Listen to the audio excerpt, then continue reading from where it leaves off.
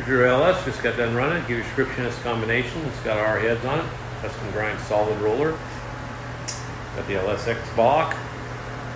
Obviously, we've got your blower front end on it. So we made sure you send it in.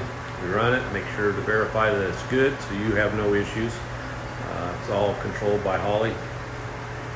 Terminator X, great system. Show you how it ran. Alrighty, 3600, it's 777 foot-pounds of torque. Peak torque 791, and peak horsepower 800.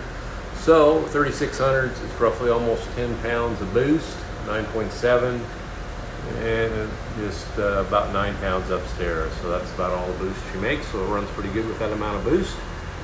You get her off there, get her in a crate, come your way. Have a great day.